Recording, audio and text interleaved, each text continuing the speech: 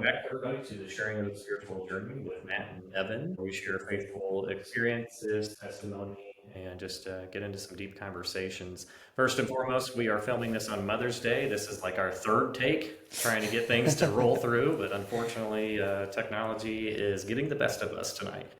So it is Mother's Day. And so we want to wish everybody who is a mother or soon to be mother, we wish you a happy Mother's Day. I've got some pretty amazing mothers who have had great impacts on my life, including my own mother, as well as Evan's mom and so many other moms. So happy Mother's Day. We thank you so much for everything that you've done for us. I just wanted to thank everybody who watched our last episode and who came up and gave words of encouragement to us out and about. I mean, I had several people in the last week just say, hey, we listened to your podcast, and we really enjoyed listening to it. So I appreciate that a lot. I was telling somebody yesterday that even though we aren't sitting here talking to a large crowd, it kind of feels like we're talking to a crowd. So I still get nervous, really nervous talking, and I am talking about my story and my testimony today. So for me, that is very nerve-wracking. Like I've said before, I don't feel as my story or my testimony is big or has a ton of meaning behind it, I guess. But God says otherwise. So that's why we're here, and that's why we are telling our stories and our testimonies. To get started, I think we are going to invite God into this space with us. So if you would, just bow your head and pray with us. Unless you're driving, don't do that. Just pray with us while watching the road. Preferably not.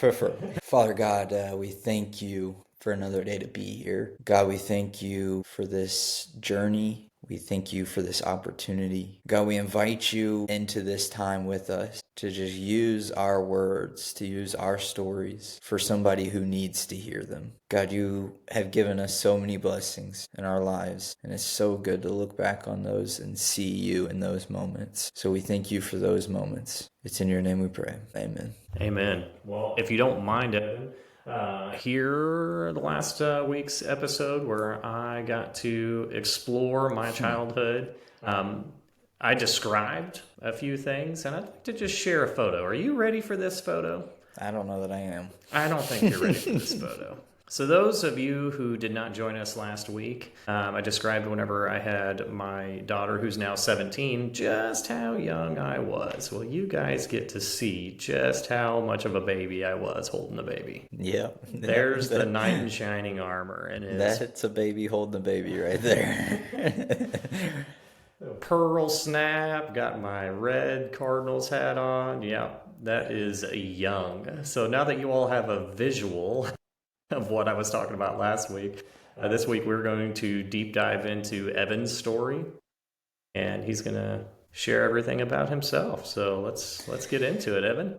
Yeah, so I wanted to start off with thanking my parents. It is Mother's Day, like Matt said, and I have two of probably the best parents that anyone could ask for. My dad is that guy that anytime I need something, anytime I need help with anything, shoot, my wife and I have moved. In the last 6 years, we've moved 3 times, something like that, or maybe more, I don't even know. But my dad's been there every single time, packing stuff, lifting the same thing. He moved from that house to this house to the next house. And he's the guy I walk into his house on a random weeknight, and I'm like, all right, you ready to go lift something heavy? And he's like, I guess. And we go do it. So I can't thank him enough for being that role model for me, as well as my mom, who has shown me what love and kindness is for not only people in our family, but just for everybody in general. She's the one who, anytime my wife and I need anything, we can go to her and ask her, like, hey, we're going to go hang out with some friends tonight. Do you want Grayson? Yep. I didn't get the sentence out. She's like, yep. He can come over. He's going to hang out. We're fine. You know, I'll go cuddle with him for a while if I need to. So I can't say enough good things about my parents, and I'm going to talk about that, maybe expose some things about my childhood too. So sorry to my siblings and my parents if I say something that you maybe necessarily wouldn't have cared for me to say. So the other thing that we want to key into here is, as Evan gets into this, we appreciate everybody who has listened and engaged with us. I make fun of my children all the time for listening to some of these podcasters and YouTube folks about who say share, comment, subscribe, whatever the terminology is these days. But we do appreciate any kind of engagement that we can get with you all. Feel free to comment, like the page, share it if you would, so that we can get this thing out to somebody who may need to hear or may feel inclined that they would like to share their story as well. You are not inclined to do so, but we very much appreciate it if you do, and we can reach as many people as possible. As we said at last episode, even if we touch one person's soul and it changes their life, it's worth this episode. So I apologize for cutting you off greatly, Evan.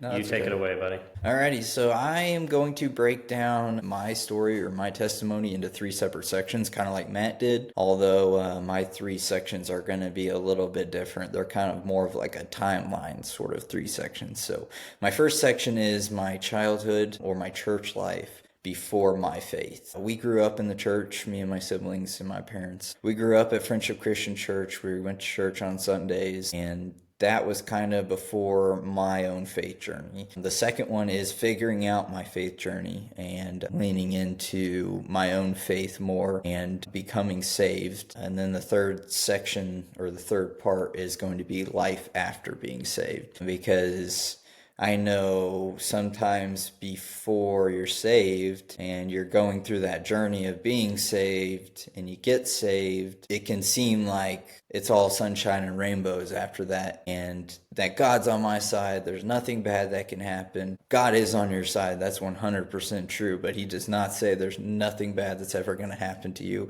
in that point in time, but he does promise that he's going to be there through the good and the bad. So that's kind of where I'm headed with my story to start off. So my childhood, I had a great childhood from what I can remember. Like I said, 2 of the best parents. And it kind of starts out in my first memories of church. I kind of remember just walking through the big door of the old church before it burnt down, and just people swarming, people being so kind, nice, good morning, how are you? So that's kind of my first memories of like, man, wow, everybody here is super nice. This is kind of cool. And then like Sunday school classes, I remember the saying WWJD, what would Jesus do? And looking back now, I can see why they taught that to us, because there were moments in my life, whether I wanted it to or not, that popped up.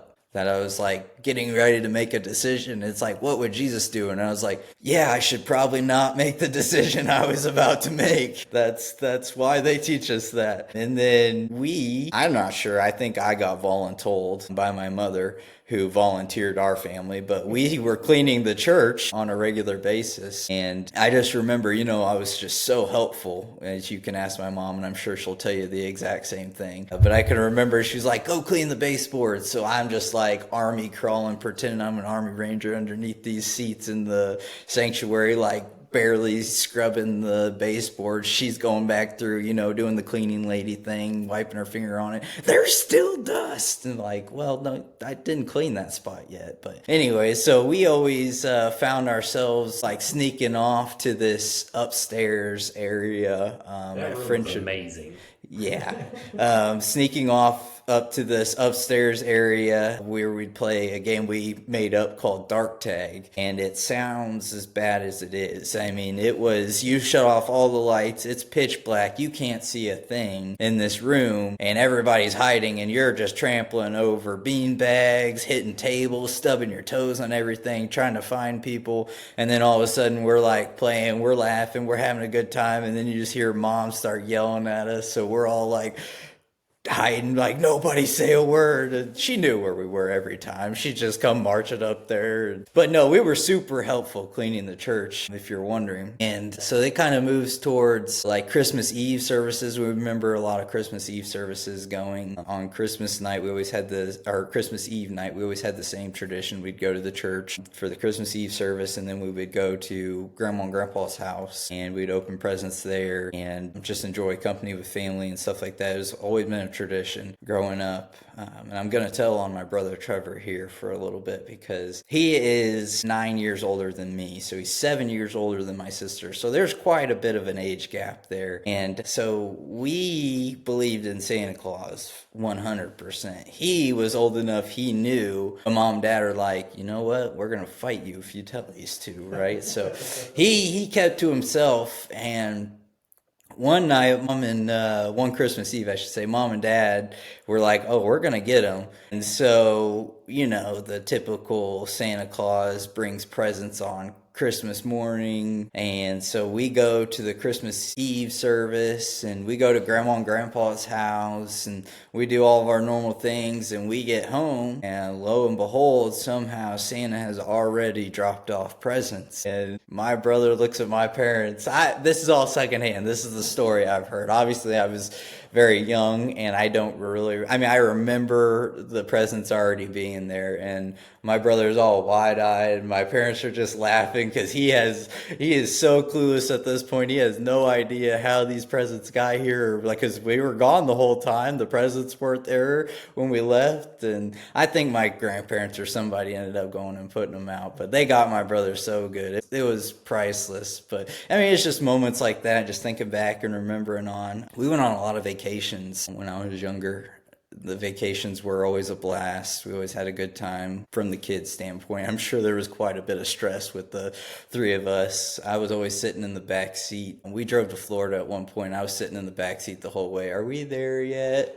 Are we there yet? And I'm pretty sure my dad was about ready to open that van door and just like, all right, we're good with the two kids for the rest of the trip. But I've got 3 of those at home that do that. Yeah. So I think he was probably about ready done with that drive whenever we got there. But no, just vacations and all that was a blast. We ended up going to Colorado with my dad's side of the family and then Tennessee with my mom's side of the family. I got to tell my brother again because we were in Tennessee with my mom's side of the family and we decided we're going to go on a hike and we're hiking up through the mountains. We're having a good time. We're seeing wildlife and everything. And my brother, the trailsman that he is, there's okay, so everybody says stay on the paved trails through the mountains or whatever. And my brother's like, nope, I'm going to take this shortcut. It's a little dirt path. Again, this is all, I was pretty young, so I briefly remember, but just from stories and hearing them talk about it, he takes this little path and all of a sudden it's like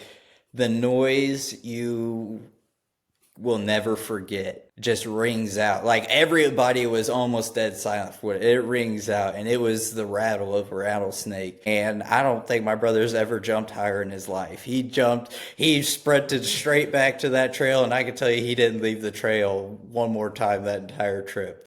I remember that story. Your brother came home and was telling me all about this rattlesnake.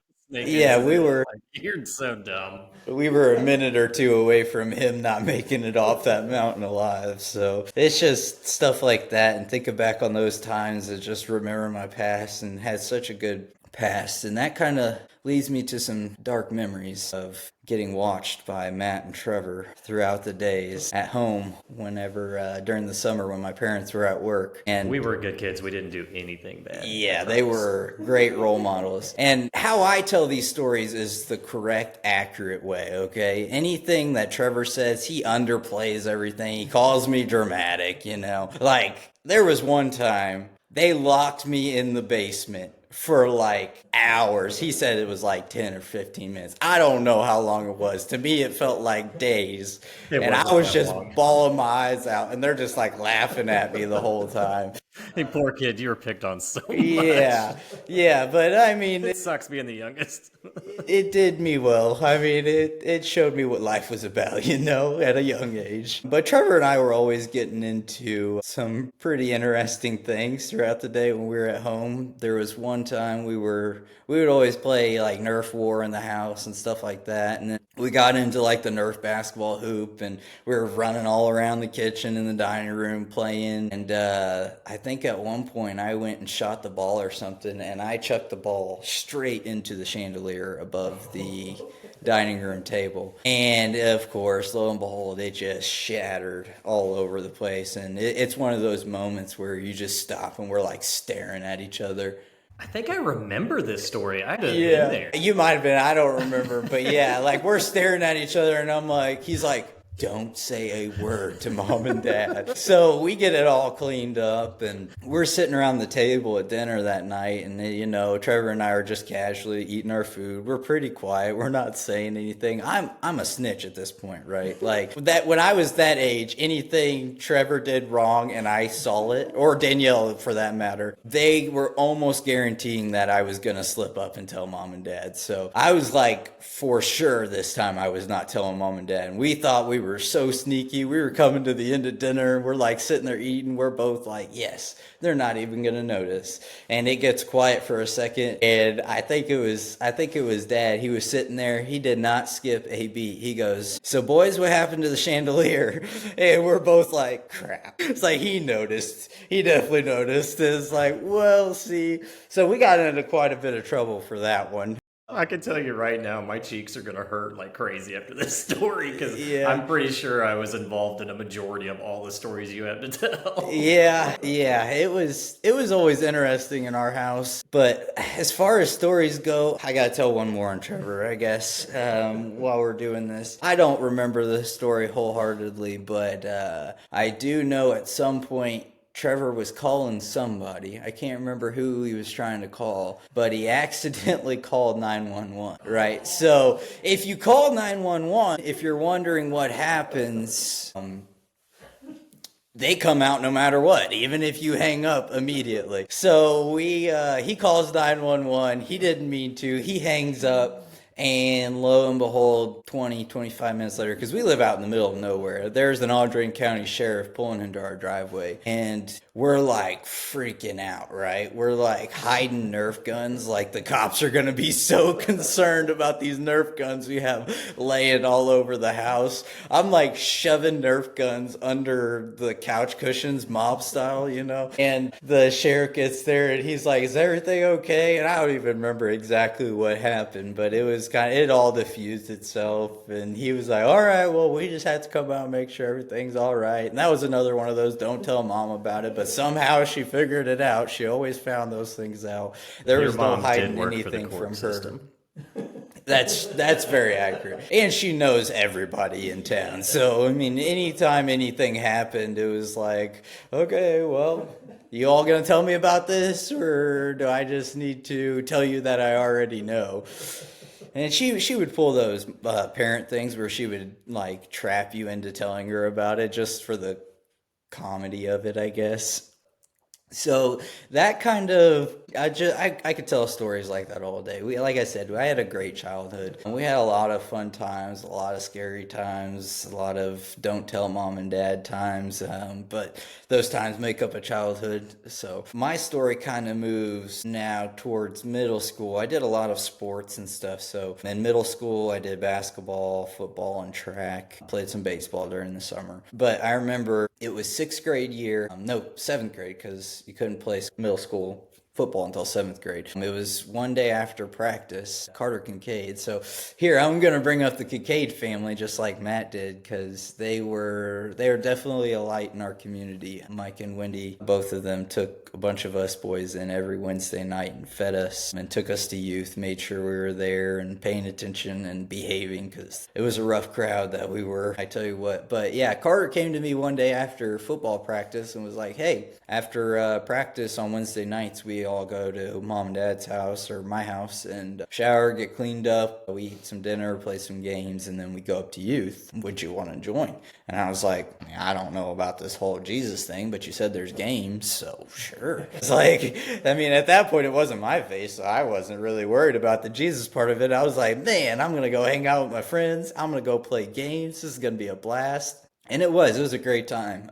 But that's kind of where my faith started to spark a little bit and become my own, because I sat there and listened to Mike and Wendy go through stories of the Bible and teach us about those things and what Jesus had and what Jesus calls us to do. And then that kind of moved towards, we would start doing some of the conferences and stuff. I went to some of the conferences. So like I went to Acquire the Fire, which was one of the main ones I remember in Branson. Awesome conference. And that was, I believe, with Mike and Wendy of them. I don't remember who all the other leaders were, but I remember that being one of the first times that I really felt God's presence on my own in a setting or an environment like that. I mean, you're just standing there in this conference center with a bunch of other people your age, adults, whatever, and you're worshiping and you're listening to these speakers. And I remember just feeling God in that moment. And I was like, man, this is great. This is awesome. And then that conference was over. We would go back to life. We would go back to just the normal middle school drama, the normal middle school things. And that would kind of fizzle out of my life and fizzle out of just my thinking and everyday living. So we kind of moved through middle school. I continued to go to youth, grow in friendship with these guys. Very like stagnant sort of faith. I don't really know that I had my own faith at that point in time. Looking back, God was really pulling on my heart hard. But I was kind of in that point of life of I'm going to do what I want to do. I'm a middle schooler. I'm getting older. I'm too cool for that sort of stuff, doing my own sort of thing. And then we go get into high school, and I start getting into work and trying to figure out this whole money thing and adulting thing a little bit, and get into some high school relationships, that high school hormones start kicking in, and I'm chasing the things I shouldn't be chasing, trying to do the things I shouldn't be doing. And then it kind of rolls around to Matt and Dana's wedding. I was a usher for their wedding, and this is kind of where my journey with alcohol starts a little bit. And I wonder who that could have been. What are you talking about, Evan? Yeah, I don't know. My fault. Anyway, so we get through their wedding. Trevor had a pretty decent best man speech. I mean, I think I gave a better one at Austin's wedding, but we won't go into comparing or anything like that. But the quote there was, "A tree falls in the woods and no one is around to hear it." What was it? I can't remember exactly how it went now. Dang it. No, if a man is speaking in the woods and no woman around and there's no women around to hear it, is he still wrong? Ah, that's what it was. Yeah. I still have that video on my phone too. It was my own wedding, and I can't even remember the quote. Yeah. I thought it had something to do with a tree falling. It usually is something about a tree, but it was. Dang it. Yeah, that's what it was. No, there's still like this picture of me going like this, like I'm admiring your brother, like that's who I'm getting married to. Yeah. I mean, you had that pretty suspicious look in your eye looking at him at that point, but no. So we get through their wedding, and we are at the reception, which is just in a little shed right next to where they had their wedding out in the middle of this field, and we're there, and somehow I end up with some alcohol in my hand. And I'm like, all right, I'm going to be one of the cool guys here. I'm going to start drinking a little bit. So I remember taking a first drink of, I think it was a Bud Light. I don't remember exactly, but I took a sip of that, and I was like, there's no way y'all are serious. I was like, there's no way you all enjoy this stuff. I was like, this is interesting that you all, but I was too cool. I was like, no, actually, this tastes great. I was like, it did not taste good at all. And I probably already had a dozen by the time you had your first one. Probably. And I don't even know if I got that whole first one down or not. Like, it was everything I had to take the next drink of it. I don't remember. I remember, I think Mom called me or something like that. It's like, hey, I'm ready to go to bed. I'm going to come pick you up. And I was like, all right, you do it, because I can't stand here and pretend I like this drink anymore. And so she comes and picks me up. But that's kind of my first start of wanting to get into alcohol and chasing some of those things. I knew I shouldn't be at that point, but I was like, hey, why not? And so some time passed, and then we're going to start talking about Trevor's wedding, and he asked me to be a groomsman in his wedding, and that was the one that I started fairly early in the afternoon. We started getting into some drinks, and we started getting into having a good time, and We get through the wedding. We get on the party bus afterwards. I just happen to be the one sitting on the coolers in the back. So, I'm just sneaking some drinks here and there, maybe something along those lines. And we go through the reception. It was a good time. I had a really good time. I don't remember most of the second half of that night due to the drinks that were coming. And so, if I recall, I think I actually ended up falling asleep in the lobby of the hotel that night. And I'm some not bad decisions made. Yeah, I'm not exactly sure how I got to the room, but I did, and I was fine after that. Moving on from there, I kind of started getting more involved in youth, started taking it a little bit more seriously. So, like, my great idea was like, I'm gonna sign up for NYR. That sounds like a blast. So I sign up for it, and it's coming closer and closer. Well, the thing with me is I got homesick so bad when I was younger. Like, I did all the scout stuff. So we did the week-long camp trips and stuff like that. My first week-long camp trip in scouts, I cried. Like, not to sound like a baby or anything, I was too old to be doing it, but I cried the first 3 days, I think. And I mean, my best friend, Austin, he can attest that I was like destroyed. I was like, my parents are never coming back. They don't love me. They left me at this place. I chose to go to this place, right? My parents did not make me go to this place, but I was so homesick. And my parents knew I got homesick, and it was so bad. My first camp out was Scouts. I remember, like, I was homesick, but also I had strep throat. And I didn't feel good at all, but I thought it was the homesickness. But, I told the leaders, I was like, you need to call my parents and tell them to come pick me up. And so they called my parents, and I think the message they gave me back was, that's fine, but if this is just you being homesick, we are not going to be happy with you. Like, if you actually don't feel good, they did not believe me one bit that I didn't feel good. They're like, we were, I think, like an hour away or something, but they came and picked me up, and I was like, I don't feel good. And Mom's like, okay, whatever, I'll take you to the doctor. But, they did not believe me. And then the test result came back. The doctor's like, yeah, he's got strep throat. My mom was like, I am so sorry. You really did not feel good, did you? I was like, oops.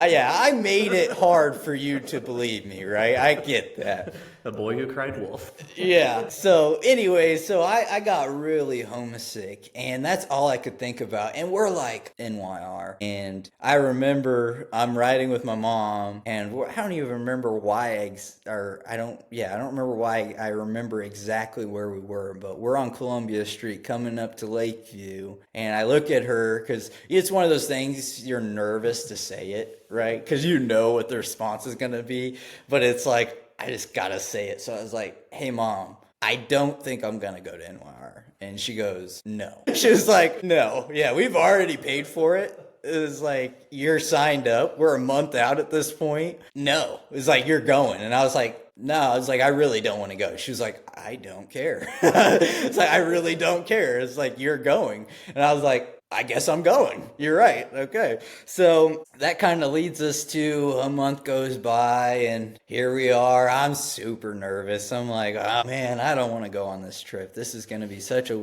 long week. And actually, one of the leaders was your dad, Tyler, Ronnie Roberts and Tracy Roberts, and Jed went.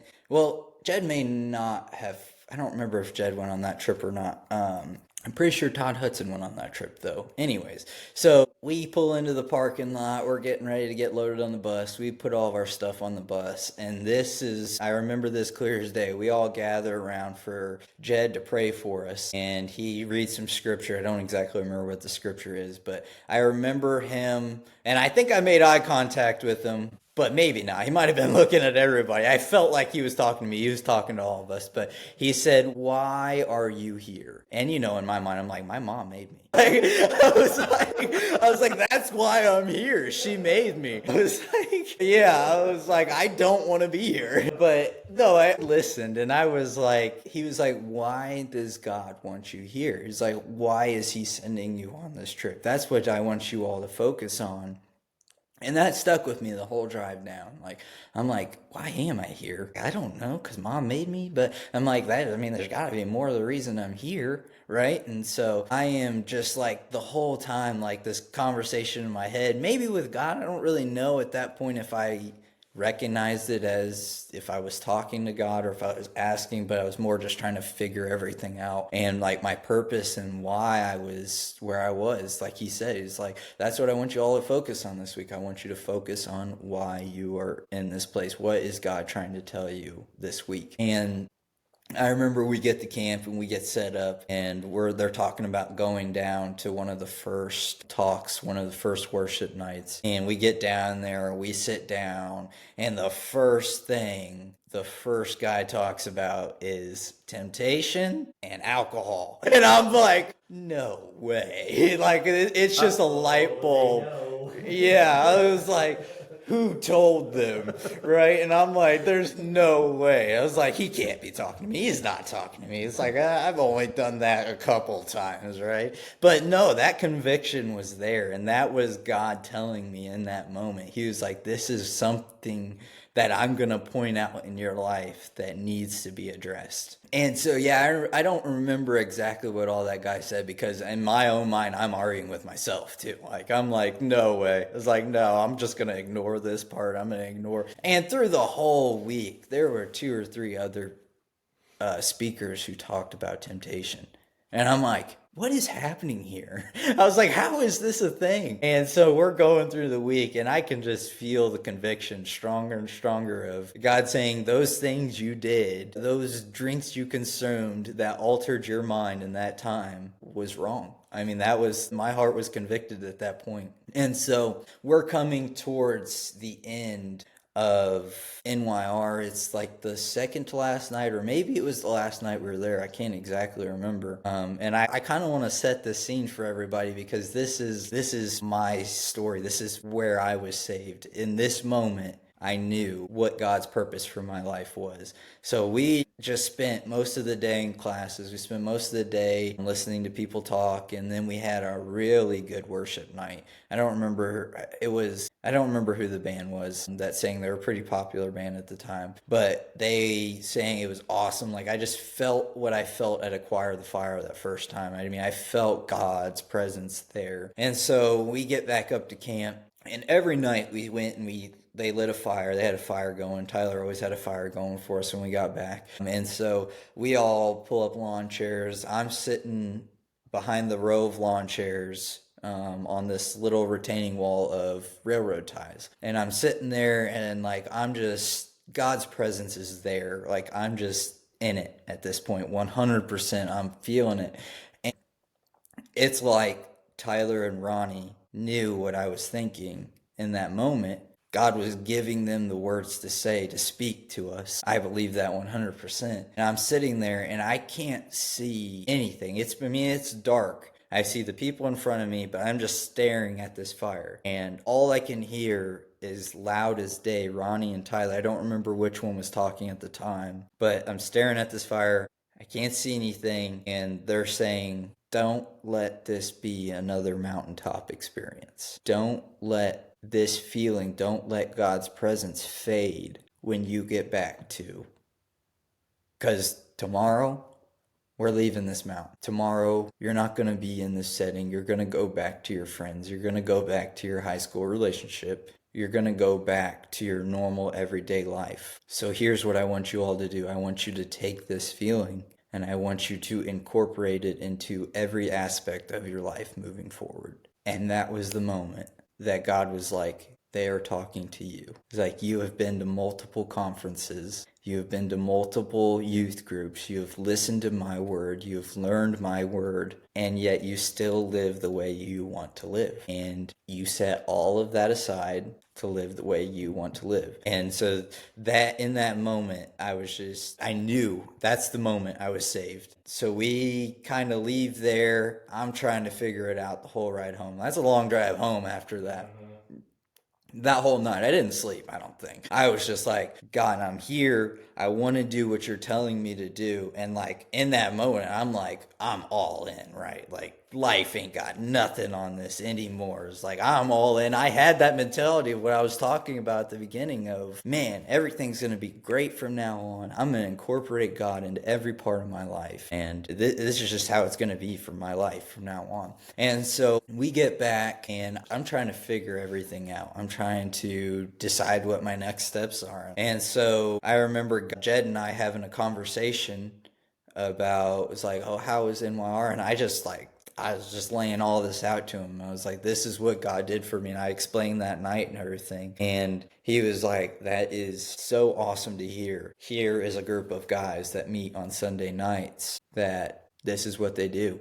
They go through the word, they share in life together. And that group helped me incorporate God into my life. So that group was a group of rambunctious dudes as well, just to kind of name some of them, because I like giving the names of the people who I feel like had a big role in my faith and me being saved. So I remember showing up to this group for the first time, and still one of the greatest dudes I've met to this day, Tristan Kramer. He comes walking up to me and he's like, hey man, how's it going? And like, I had kind of met him before here and there at the rec center when I was younger, but never really talked to him. But I think I briefly remember like the first time I ever met him, he's like, hey, what's your name? And I was like, my name's Evan. He's like, nope, you're Kevin now. And I was like, okay, I guess I'm Kevin now. I don't know. But to this day, still, he calls me Kev. And I respond to it because I'm like, yeah, that's my name to you, is Kev. I mean, he knows my name's Evan. But anyway, so he was one of the guys that really fed into me whenever I was starting my faith. Colin Rouse was one of the other guys. Jake Gramke, Connor Hardman.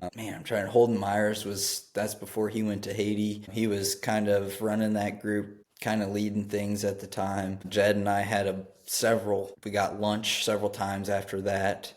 To kind of talk through faith and here's the line, here's where you're saved, here's where you're headed, sort of things. And so you get back into life, right? And I was consistently going to Sunday night group and I was saved. And so Jed and I started talking about baptism, and I'm like, I don't know about that sort of thing, right? And going back to my old, like, I know better sort of thing. And we had a conversation about it, and he's like, no, this is what baptism means. If you're telling me God has saved you, this is your outwardly way of showing that. And being buried to your old life, raising in a new life with Christ. He's like, I'm not sitting here telling you that means you're going to be perfect from here on out. None of us are perfect. Right? He's like, that's not what I'm saying at all. What I'm saying is, in your imperfection, Christ is there through all of it. You're looking towards him to start changing your heart to move more towards a Christ-like mindset. And so I was like, that's exactly where I'm at. I was like, man, that's awesome. August 30th of 2015, I remember both my parents are standing there, and I'd never felt like anybody could be more proud than they were of me at that time. I'm not like boasting or anything like that. It's just one of those things that I really remember them just being like so proud of me making that decision and growing in my faith. So I got baptized and I'm like, man, life's going to be great from here on out. I'm going to be a completely changed person. I get back into the high school swing of things. I get back into a high school relationship where I'm just battling the things I want over what Christ wants for my life. So, I was making those poor decisions. I was making those bad choices that a high schooler makes. But the difference from before to after I was saved was I was convicted when I was making those. And I had several talks with Jed at that point. It's like, that conviction is Christ speaking to your life. You're not going to, just because you're saved, you're not going to automatically be changed into a perfect person. Nobody's perfect. Right. And so I remember, since alcohol was kind of one of my convictions, I remember Trevor had come to town or something, was hanging out with a buddy, and I went and hung out with him that night. Hadn't seen him in a little while. This is shortly after I got back from NYR, and I remember they were mixing up some drinks and stuff, and he asked me what I wanted, and I said, no, I'm good. And he was like, no, what? Come on. He's like, because I was indulging in all that. I was enjoying that. I was wanting to do that with them. And my mindset on that had changed a little bit. And when I tell you this is one of the most nervous moments of my life, because I wanted to be that cool younger brother, right? It's like I didn't want to like disappoint him or upset him or anything like that. I was trying to be a cool younger brother, but at that time I was battling my faith versus what I wanted. So in that moment, I believe God gave me the strength to say, like, hey, it's like I'm good. Like I'm trying to avoid those things. And he was like, let's go have a chat real quick. And so him and I walk outside and we're standing by this tree. He's like, you okay? And I was like, yeah, man. I was like, at NYR, this is what God showed me. I was like, this is one of the things he convicted me. And like this whole time, I'm like, this is what God told me and this is what I think I need to do. And, I'm nervous or whatever. And I remember this is one of the first times that like you see an example of God's grace, because he looked at me, he was like, dude, that's awesome. He's like, if that's what you want and that's what you believe, do that wholeheartedly. It's like, I don't know. It's like, I'm not mad. He's like, I'm not going to be upset with you. If that's how you feel and that's your journey or whatever, do it.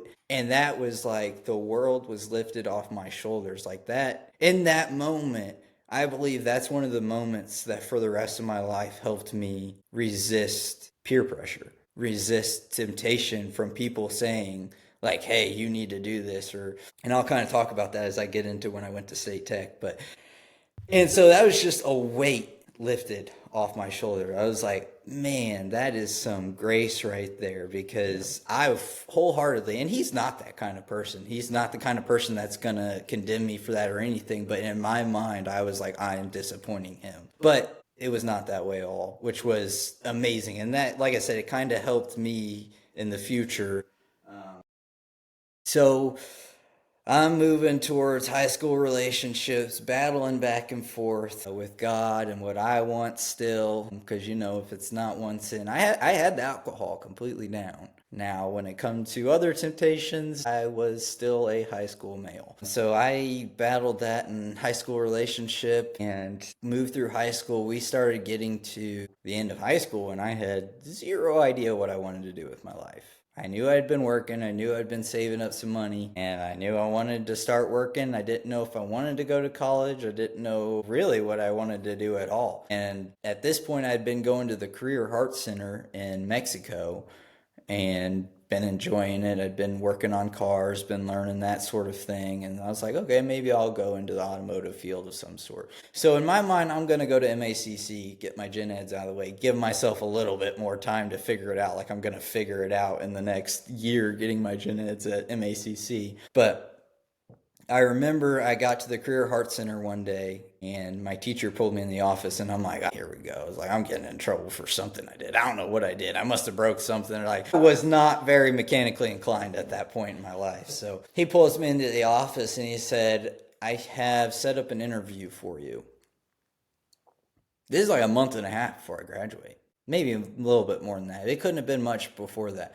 He's like, I set up an interview for you. And I was like, can you do that? I was like, is that allowed? I was like, okay. He was like, one of my friends, his name's Randy Myers. He owns Myers Truck Service out here. He's got a program for heavy diesel mechanics through State Tech where he can sponsor somebody to send them to the program and then they come work for him. And he asked me if I had anybody who was hardworking, showed up, and was able to follow instructions, and I immediately gave him your name. And at that point, I was like, oh, that's kind of an honor, because there was 20-something kids in our class, and he chose me out of the 20-something kids in the class. So I was like, God, here we go. I was like, that's strictly what it is. I had zero idea that day. He was like, here's his number. Now it's on you to call him, to figure out when the interview is, to get in the door if that's what you want to do. And so easily, probably second or third most nervous I've ever been, calling this guy that I have no idea who he is to maybe determine my future and what I do in the next 2-3 years. So I called him and I set up the interview, and within a week he told me I had a job the day I graduate at his shop starting out, and he told me we're going to start working on getting me into the State Tech program, and he's going to give me a scholarship to go. And I was like, like at the time I was thanking God, but I did not realize how big of an intervention that was in my life until looking back on it, especially like when I'm sitting here coming up with the things I'm going to say about my life and my testimony. And so I get enrolled in the state tech and I graduate, and here I am off to state tech, and I'm learning the diesel mechanic life. And I tell you what, state tech was one of the probably most challenging places outside of school goes that I've been, because I was in a faith journey trying to grow my faith in a place, in a school that is predominantly people who party and who want to have a good time and who are still chasing those high school mindset sort of things. And so I got into this program and met some of the guys that have become lifelong friends to me, that had very different views and very different beliefs than I did, and it was very confusing to them. It was very confusing to me. We had a lot of long conversations, nights at the house of, why do you believe this? Why? And it's like I was the weirdo that didn't drink in a place where everybody drank. And so it was one of those things that I was immediately like, wow, this guy doesn't drink. This guy. I got super close with these guys, and I started to see the pieces on why God had me in this place. He had me in this place for the nights that one of my buddies, he said, hey, where are you going tonight? Because, I would sneak off, and I was driving back to Columbia to Anthem Church Salt Company, which is a college ministry. I was trying to stay plugged in to make sure I didn't fall into stuff that I didn't want to do. And so he was like, hey, where are you going? And I was like, I'm going to Columbia. I'm driving to Columbia to a college ministry. They do worship. They have a speaker come and talk or whatever. And he was like, awesome. It was just kind of dead silent in that moment. I was like, you should come with me. I was like, he's going to say no. I was like, there's no way. He's like, all right. I'm like, mind you, this is one of the guys that's like, oh, I really believe in that stuff. Or he believes maybe, but it's not like actively seeking and stuff like that. And so I'm like, awesome. I was like, well, let's go, because we have to leave now in order to get there in time.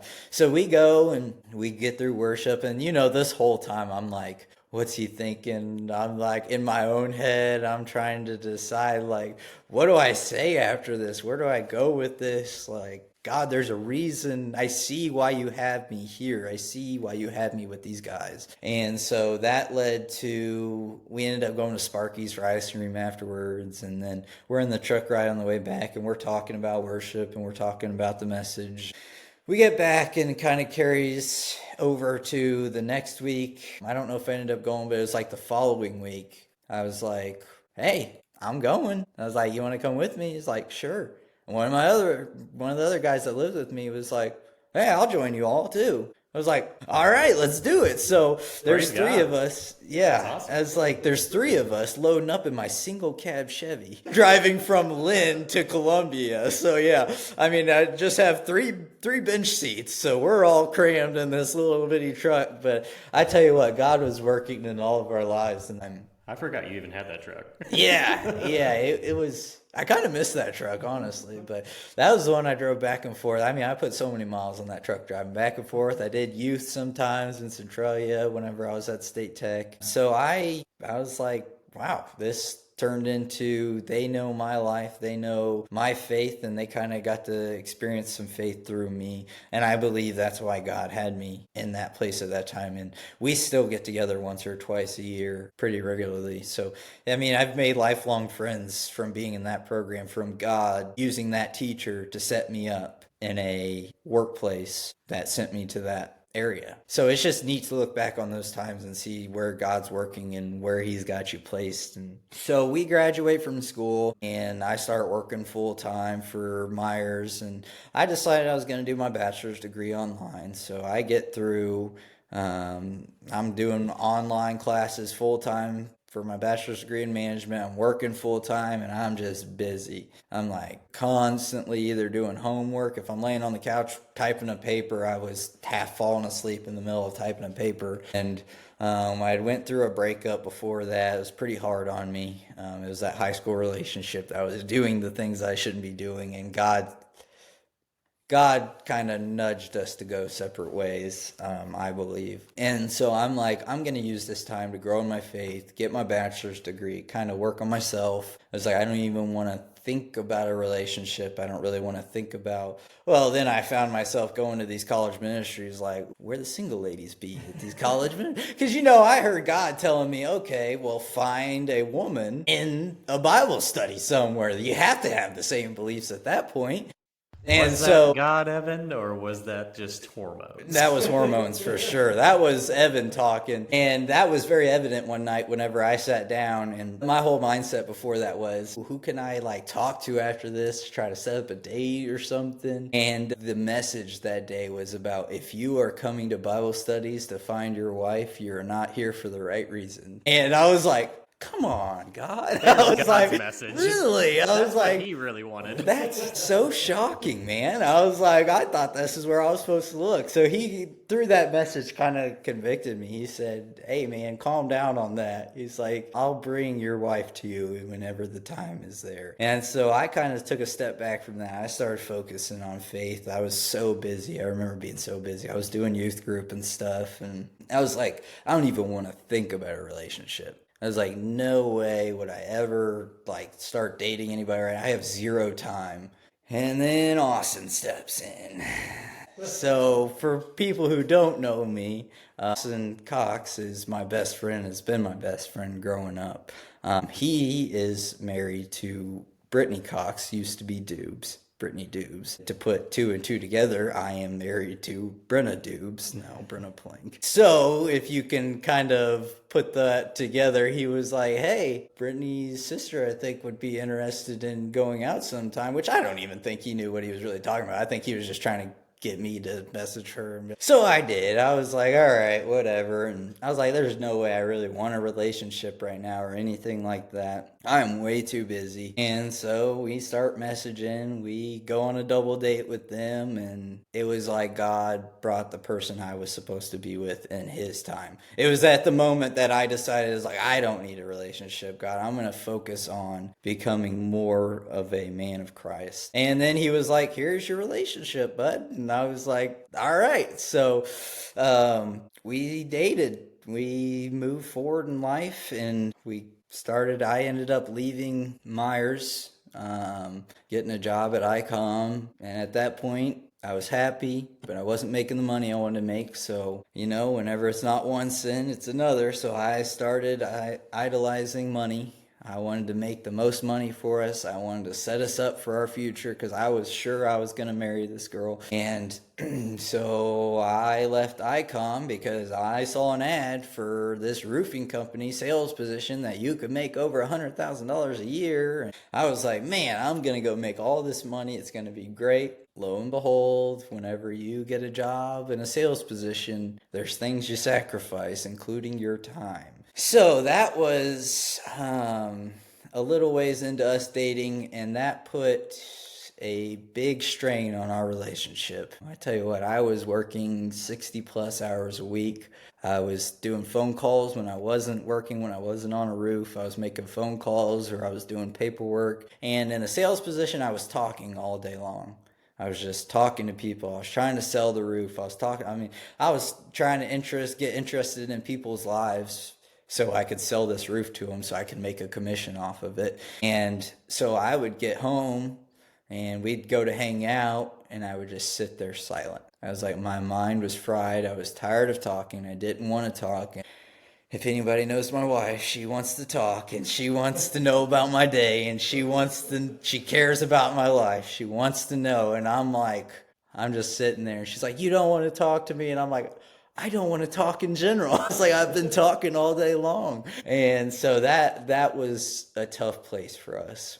And I felt like God kind of made that known that was not a good place for us. And so the job ended up coming open at Broad Building Supplies where my dad works. I ended up driving a truck for a while, made really good money. But again, I was getting up at 2:30 in the morning and I was driving, and I was getting home at 5:30 in the evening, and I was coming in, I was eating dinner, and I was going to bed.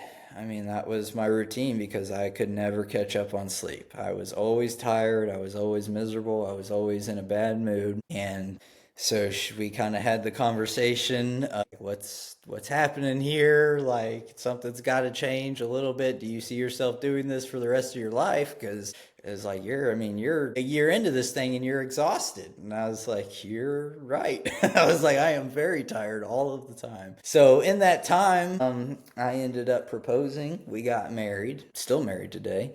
I don't know how she's put up with me for this long, but she has.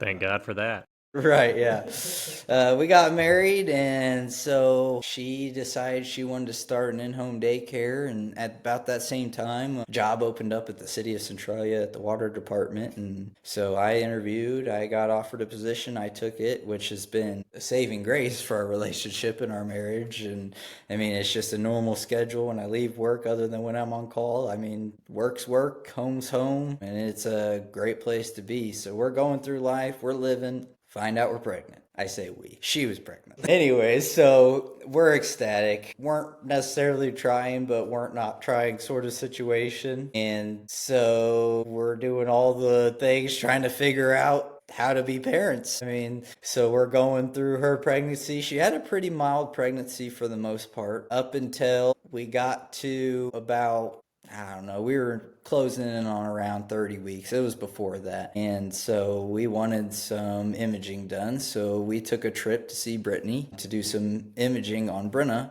Well, Brittany is not an ultrasound tech for necessarily that sort of thing, but she knew enough to know when there's something that's not right. And so I bring these sort of things up in the story, and I'll kind of tie it all in, but to show just where God's hand is in your life at all times. Because we went and saw her and she noticed something wasn't right. And so she told Brenna, she was like, I'm not trying to freak you out. I'm not trying to overplay this or whatever, but you need to talk to the doctor about this. And so Brenna at the next appointment was just a regular, it wasn't an ultrasound appointment. It was just a regular checkup appointment. She wasn't supposed to have another ultrasound appointment for another 2 weeks, I believe, or a week and a half, 2 weeks, something along those lines. And so she brings it up to the doctor like, hey, my sister's saying she sees this, something's not right. And so the doctor's like, yeah, well, we'll just go ahead and get you an ultrasound the next couple of days. And so they get her that ultrasound. They're looking at it. They're like, yeah, something's not right. You need to go see this high-risk specialist immediately. So the following week, so this is still a week before she would have originally had the appointment to see an ultrasound tech. And so we see the high-risk specialist. We're sitting in this room with the monitors hooked up to Brenna. She'd already had her ultrasound and everything. We're sitting in this room. I'm being dumb, right? Like, that's just me. That's my personality. Shocker. I know. And so I'm making her laugh. We're giggling. We're light spirits. And it was something over the form we were filling out about your husband being family. And I was like, I hope we're not related or something like that. I don't remember, but we were both giggling. And it wasn't but 5 or 10 seconds later, the doctor comes walking in, and she walks in, she kind of looks at us, introduced herself, and she looks at me and goes, does she look puffy to you? And I'm like, what are you trying to do to me here? Like, I was like, you trying to get me in trouble right now? I was like, I'm not going to sit here and say that, right? And she's like, no, it was honestly like, does she look puffy to you? And I'm like, maybe a little bit, but I see her every day. So like, to me, whenever that stuff gradually happens, I see her every day. I don't notice it much, but she's like, no, she looks like abnormally puffy. And she was like, that being said, Brenna, you are very sick. And Brenna was like, I feel fine. She's like, what do you mean? And so she starts explaining it to us. She's laying it all out for us. And this is such a surreal moment of like, okay, we were perfectly fine a minute ago, and now you're telling us she's sick. Like, she's like, okay, well, have you ever had blood pressure issues? And Brenna's like, no, I've never through this whole thing. She's like, well, you do today. She's like, your blood pressure is abnormally high, not quite to a critical level, but pretty dang close. She said, basically what we're seeing is intermittently, Grayson is our son's name, his blood flow is stopping. And she said, so that is causing all sorts of issues in your body. So she's like, you're getting admitted to the hospital today. And we're both like, naturally, Brenna just starts crying. She's like, what in the world is happening? And we're both like, so Brenna's mom is watching her daycare kids at home. And so Brenna's like, so when will I be able to go back to daycare? And she's like, no, you're here until this baby comes. Like, you are very sick. And she's like, we're both like not really understanding. We're like, this is so new to us. This is such a raw experience for us. And we're like, okay, so I'm going and calling her mom. I'm like, hey, I'm going to call parents, tell them to come pick them up. We're getting admitted to the hospital. They're literally, as I'm on the phone, coming to get Brenna and taking her around the corner. So I'm trying to follow her. I'm trying to call all the parents, let them know they need to come pick up their kid because we're in the hospital. And they're like, our goal is to keep you in the hospital for the next month and a half with this baby inside of you. To be honest, we don't think the baby will be inside of you by the end of next week. And we're like, we thought we still had like 3 months until we're having this baby. And so we get set up in the hospital room. We're there all weekend and monitoring her blood pressure because it just keeps spiking. Like, she's hitting critical levels. They're bringing it down with medication. And so we're in the hospital all weekend. And Sunday night rolls around. I'm like, I got to go to work, right? It's like, I can't just take off for the next month. And so I go to work Monday morning and we get through our morning routine and I sit down at break and my phone rings and it's Brittany. And I'm like, oh no, like just immediately you get that like, and so I walk out and she's like, hey, her blood pressure just hit like 190 something over 100 and something, which is like stroke level blood pressure is what they're saying. So they're like, they've scheduled an emergency C-section for 2 hours from now. Unless something goes bad, they're taking her in immediately. And so I'm like sweating bullets immediately. And I'm like praying. I'm like, God, I know you have this handled. I know you have this under control, but I'm stressing so hard right now. And so I poke my head back in, look at my boss. I'm like, we're having Grayson today. Like, her blood pressure he's like, all right, bye, go ahead.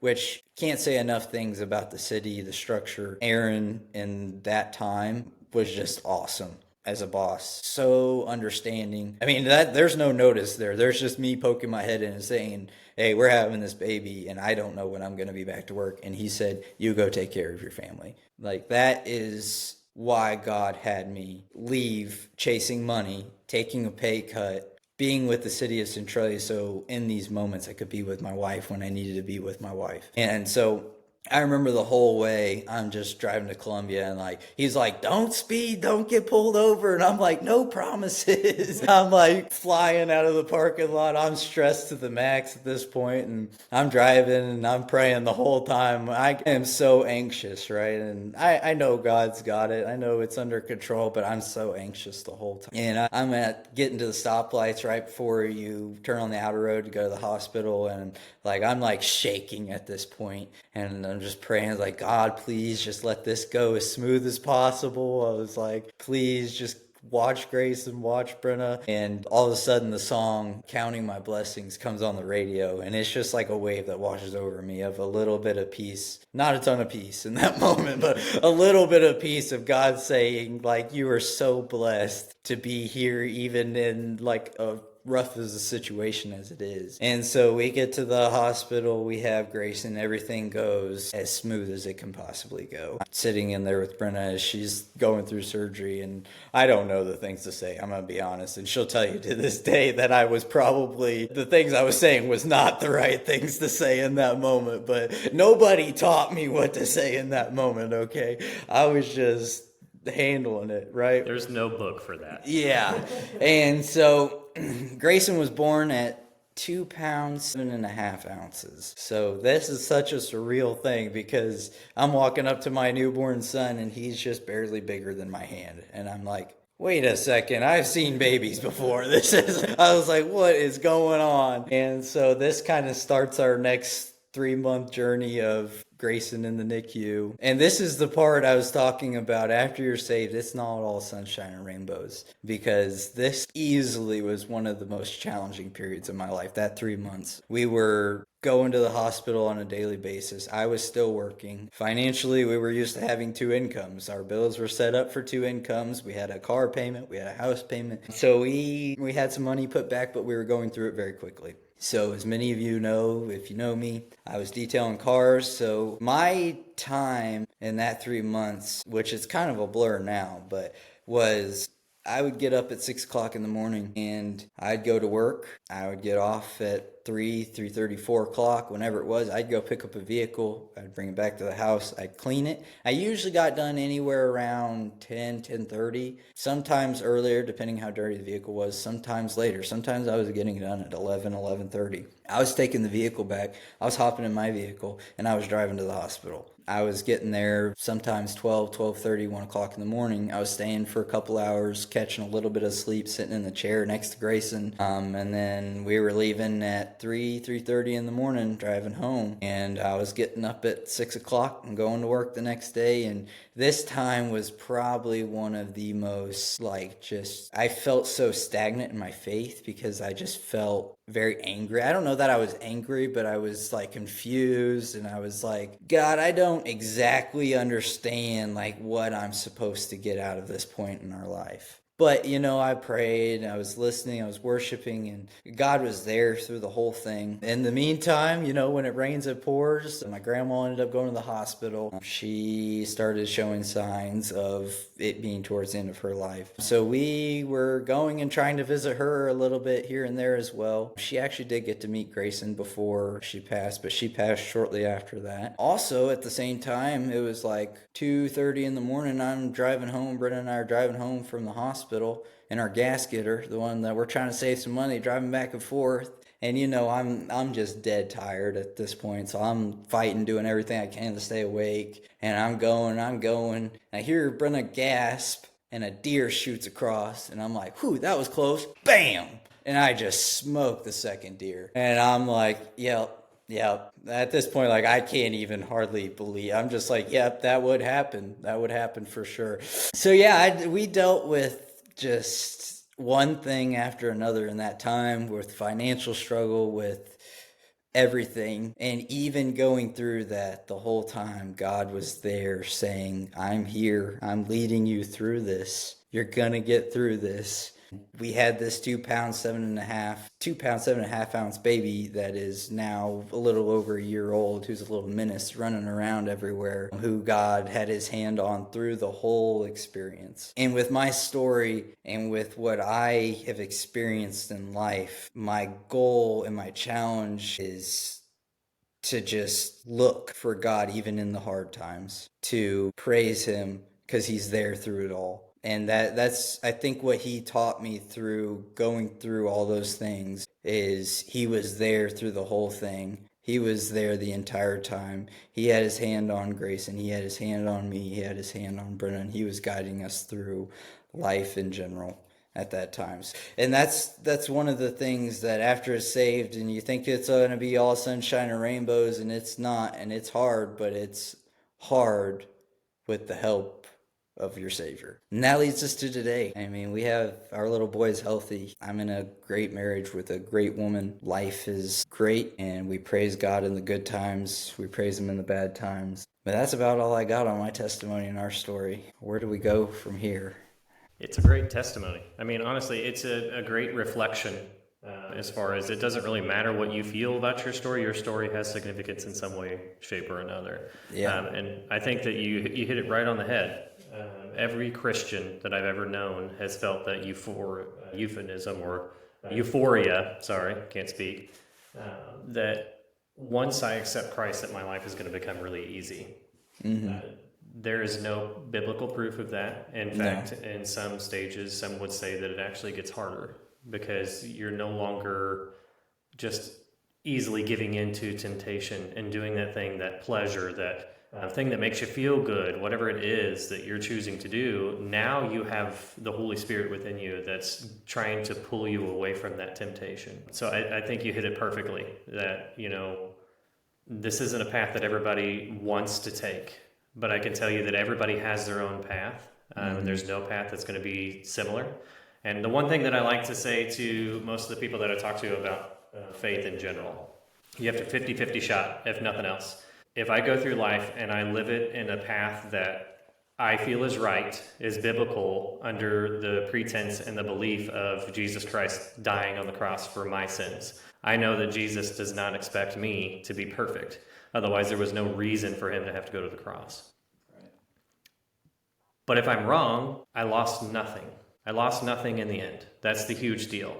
Is I made positive impacts on other people's lives. I did everything that I could to be a good, holy person, even though I am an absolutely imperfect person. I struggle every single day. Yeah. But there's that 50-50 shot. If I am right, I gained everything. And I want that for everybody, regardless of where you're at in your faith. Yeah. If we could change the whole world, the world would be a little bit better place. But I also know that humans are not perfect. They're not designed to be perfect. Since Adam and Eve, that whole pretense and that understanding of everybody's going to be perfect is gone. That's why Jesus came for us. So, great testimony, Evan. I really appreciate you sharing it. My cheeks still hurt from the stories before. Good thing that your brother won't kill us, I don't think.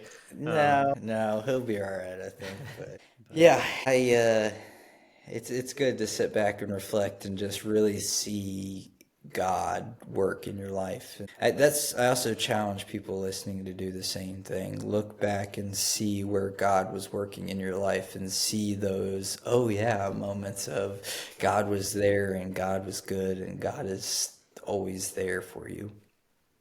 God's good all the time, and I pray that everybody eventually finds him. But yeah, stay tuned. We have so much more ahead, God willing. We'll get more people. Again, please feel free to comment. If you've hung out with us for this long at this point, comment. Send us your thoughts. If you want to join us, let us know. If you want to tell us a story, if you don't want to get on the mic, we totally understand. This is not something that's everybody's going to be comfortable with. But if you want to send us your story, send us your story. We're going to be getting into a lot of deep thoughts and conversations in the near future. So yeah, just hang in there. We really appreciate you guys joining in with us. But we pray that you have a blessed day, whatever time that you guys end up watching this. But yeah, stay with us. It's going to get interesting. Thanks, guys.